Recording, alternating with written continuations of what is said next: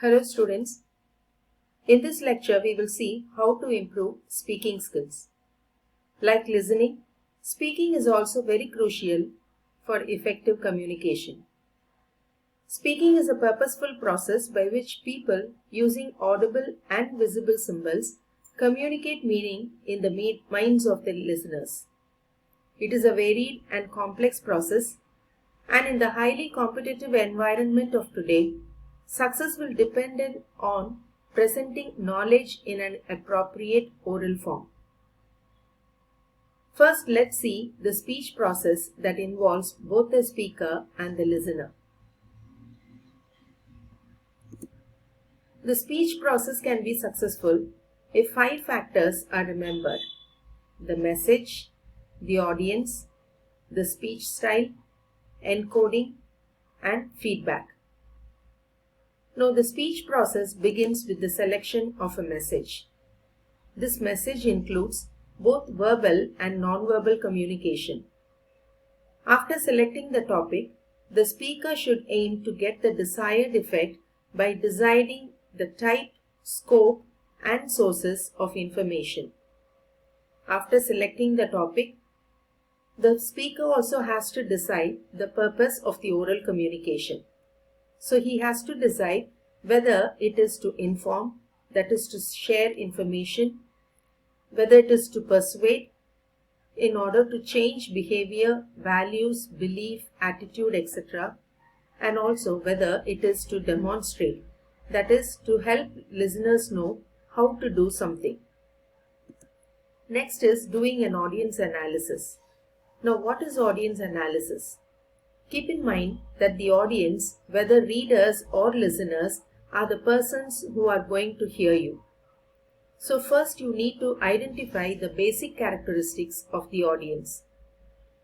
Gather background information about the listeners like their age, gender, social, economic, and educational background, together with their religion, profession, beliefs, and values. If you identify these characteristics, you will be able to prepare your presentation effectively. Then analyze their expectations. Only then can you understand their needs and prepare your speech. So do some research and pre-writing first.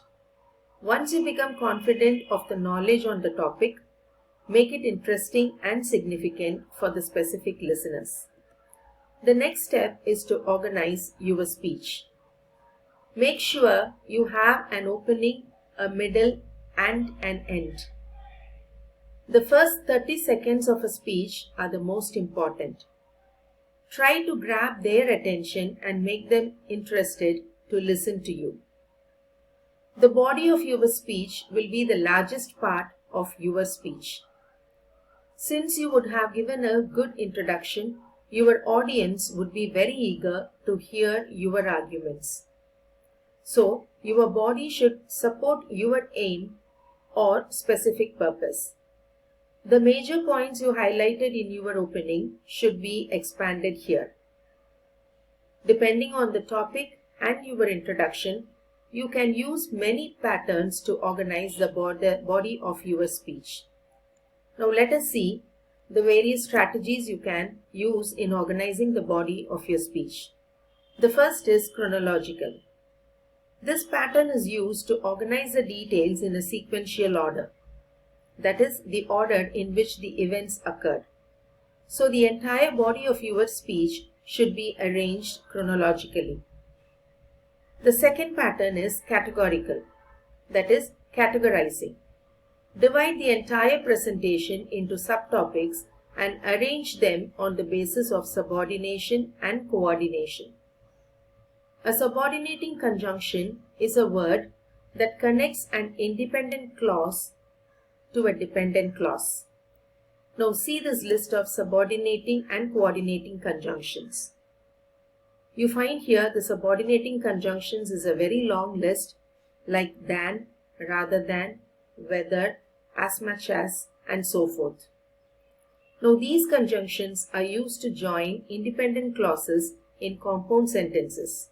That is why they are called as coordinating conjunctions. Now if you move to the coordinating conjunctions, you find that and, but, for, not, or, so, and yet. There are 7 coordinating conjunctions. If you see here, I have given you an easy tip how to understand and remember these coordinating conjunctions. So you can have one of these acronyms, that is fanboys.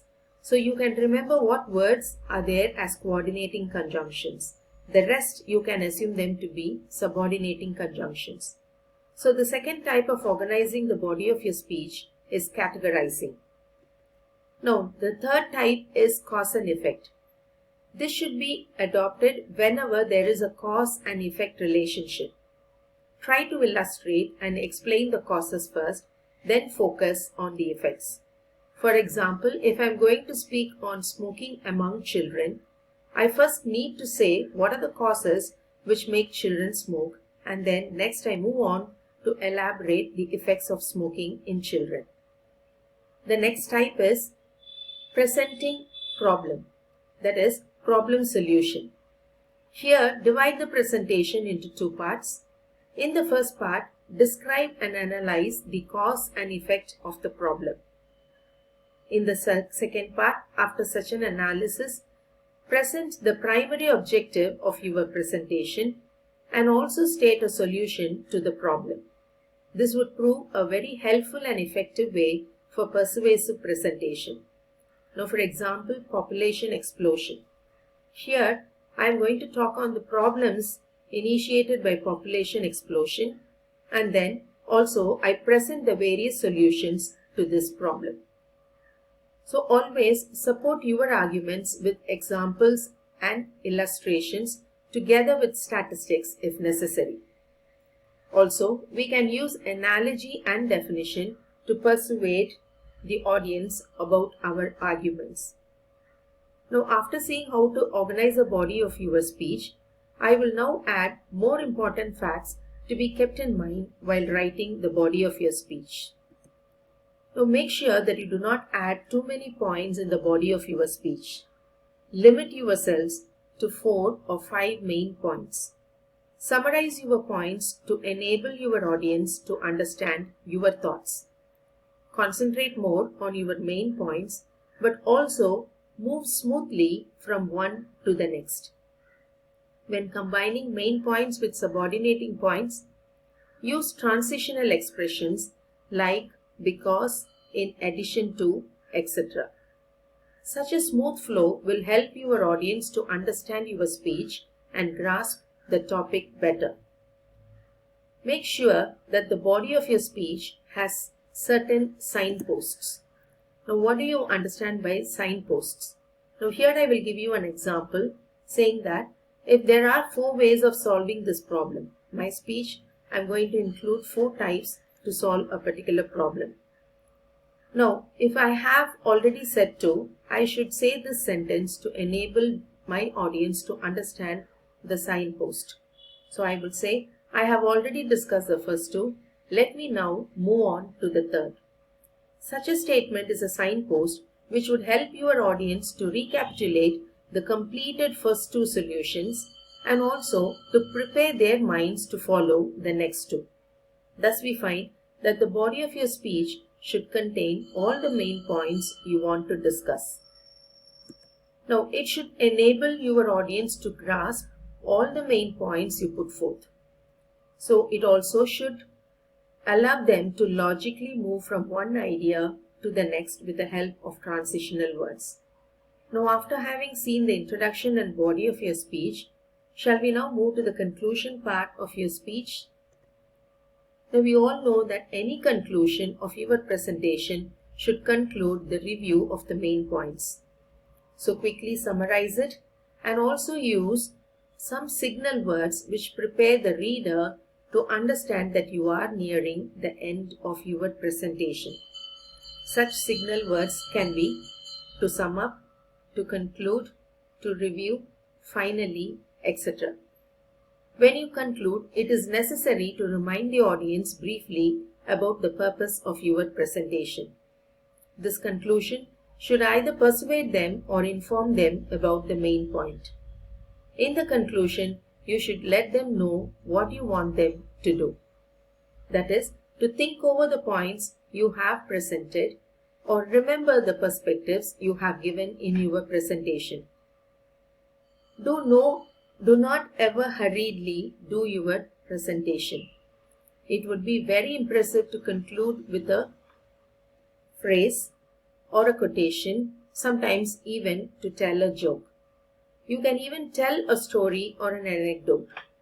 So try to help them recall the points you connected with your speech. This would help them to have a comprehensive or complete idea of your entire speech. Another specific objective of the conclusion of your presentation should be to motivate the audience to respond. So motivate them to give their feedback and also encourage them to ask questions. So far, I have explained to you how to plan, organize, and also to prepare a speech. Now, are you confident that after such a preparation, you would have confidence to present a good speech? No, we should be aware that though all our efforts are there, it will sometimes go to waste if you deliver your speech without a rehearsal. So rehearse the presentation properly as it has many advantages. Now let me list them. It will make you familiar with the message where your speech will flow and there would be no hindrance in your presentation. It would help you to avoid distractions and deviations during actual presentation. It will help to maintain an appropriate delivery rate and also the necessary pauses for effectiveness. It would also help you to improve your pronunciation. So remember that such a rehearsal after your preparation of a speech will enable you to deliver your speech properly.